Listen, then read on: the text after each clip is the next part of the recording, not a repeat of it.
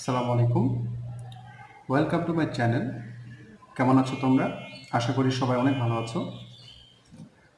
আজকে তোমাদের তৃতীয় অধ্যায়ের পার্ট 3 নিয়ে এসেছি।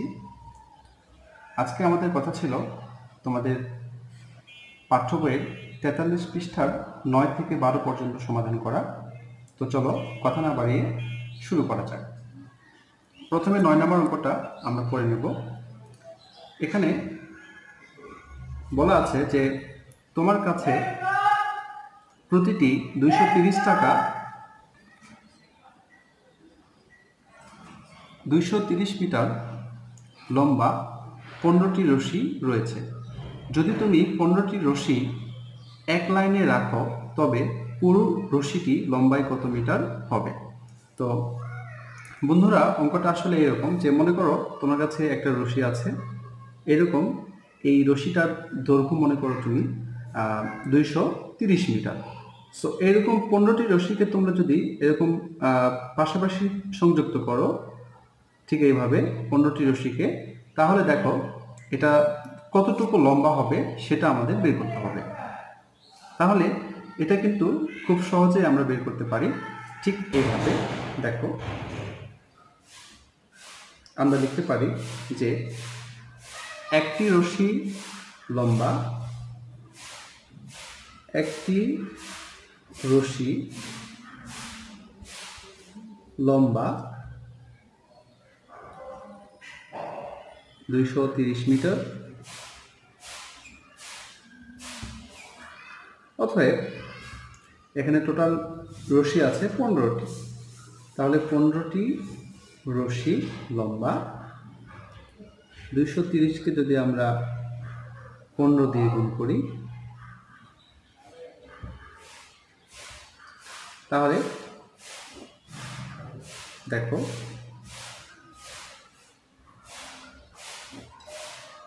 0, 3 × 5 = 15, 5, 5 × 2 = 10 আর 1 = 11। এরপর 1 দিয়ে গুণ করব, 0, 3, 2। অর্থাৎ আমরা অ্যান্সারটা পেয়ে গেলাম 3450 মিটার। এখন তোমরা ফাইনালি অ্যান্সারটা লিখবে এইভাবে যে অতএব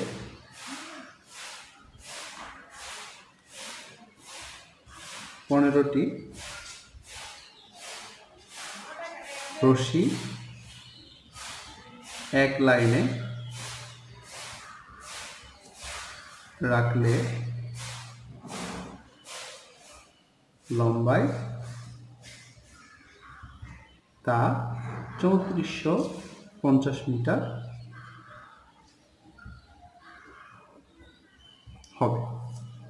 ঠিক এইভাবে তোমরা করতে পারো। এরপরে আমরা 10 নম্বর অঙ্কের সমাধান করব। প্রথমে অঙ্কটা পড়ে নেব আমরা। এখানে বলা আছে যে যদি তুমি একটি মাটির ব্যাংকে প্রতি মাসে 165 টাকা জমাও তবে এক বছরে তুমি কত টাকা জমাতে পারবে? খুবই সহজে অঙ্কটা আমরা করতে পারবো। তোমরা প্রথমে লিখে নেবে যে আমরা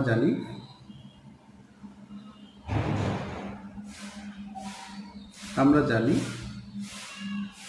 1 বছর সমান 12 মাস।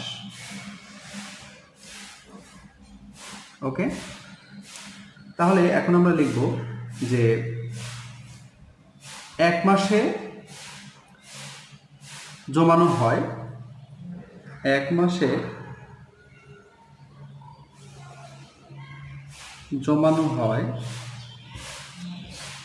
জমানো হয় কত টাকা? 165 টাকা। ঠিক আছে, অতএব যেহেতু 1 বছর বলেছে আর 1 বছর সমান 12 মাস, তো 12 মাসে জমানো হবে 165কে আমরা 12 দ্বারা গুণ করব।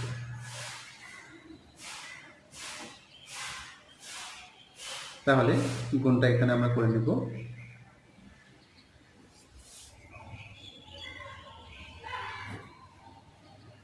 5 দুগুণ 10, 6 দুগুণ 12, 1 রেখে 13, 3, 2 একে 2 আর একে 3, এরপরে 0, 5 3 8, 6 3 9, 1 করতে 1, অর্থাৎ 1980 টাকা। ওকে, তাহলে আমরা এখন ফিনিশিং লাইনটা এভাবে লিখব যে অতএব 1 বছরে 1980 টাকা জমানো যাবে। ওকে,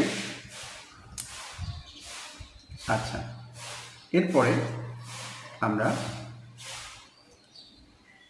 11 নম্বরটা করব। দেখো, প্রথম অঙ্কটা পড়ে নেব আমরা। এখানে বলেছে যে সেলিম তার মুরগির খামার থেকে 185টি মুরগি বিক্রয় করলেন। তিনি প্রতিটি মুরগির জন্য 275 টাকা করে পেলেন। তাহলে সেলিম মুরগি বিক্রি করে মোট কত টাকা পেলেন? দেখো, খুবই সহজ একটা অঙ্ক। আসলে সবগুলো অঙ্ক করে দিলে তোমরা নিজেরা কি শিখলে এটা আসলে তোমরা বুঝতে পারবে না। সো এটা তোমাদের আমি হোমওয়ার্ক দিব, এটা তোমরা বাসায় প্র্যাকটিস করবে।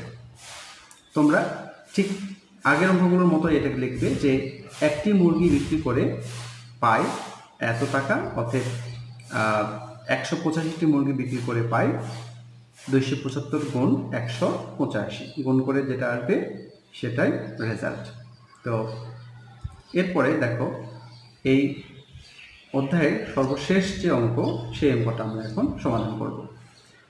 এখানে বলেছে যে একটি খাতা প্রস্তুত করতে 78টি কাগজের টুকরোর প্রয়োজন পড়ে। যদি তুমি কি করো 955টি অনুশীলনী বই প্রস্তুত করো, তবে তোমার কতটুকু কাগজের প্রয়োজন পড়বে সেটা বের করতে হবে। তাহলে অঙ্কটাকে আমরা এইভাবে সাজিয়ে লিখতে পারি যে একটি বই প্রস্তুত করতে কাগজের টুকরোর প্রয়োজন, একটি বই প্রস্তুত করতে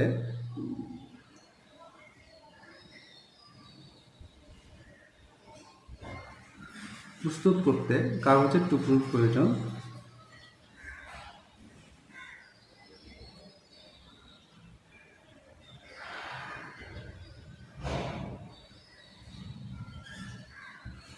প্রয়োজন 78টি। ওকে, অতএব 955টি বই প্রস্তুত করতে কাগজের টুকরোর প্রয়োজন। 955কে 78 দ্বারা গুণ করো, গুণ করে তোমরা যেটা পাবে সেটাই আনসার। তাহলে 955কে 78 দ্বারা গুণ করতে হবে। তাহলে দেখো, 50 40 শূন্য, হাতে থাকবে 4, 50 40 আর 4 44, 44 4, 8 নং 72, 72 আর 4 76, 1 ঘর বাদ, 5 7 35 5, 5 7 35 আর 3 38 8, 7 নং 63, 7 নং 63 আর 3 66, এরপরে যোগ করো 0 5 4 9, এরপর 8 6 14 4, হাতে থাকবে 1, 6 রেখে 7, 7 7 14 4, 6 আর হাতে রেখে 7, অর্থাৎ 74,490টি, 74,490টি, এই হচ্ছে অ্যান্সার। তো এখন আমরা ফাইনালি লিখতে পারি যে অতএব 74,490টি কাগজের টুকরার প্রয়োজন। ওকে, ভেরি সিম্পল। ঠিক এইভাবে তোমরা অঙ্কগুলো বাসায় প্র্যাকটিস করে নেবে, তাহলে ইনশাআল্লাহ তোমাদের 100% না হইলেও 90 বা 95% তোমাদের ক্লিয়ার হয়ে যাবে। আজকে এই পর্যন্তই। আল্লাহ হাফিজ।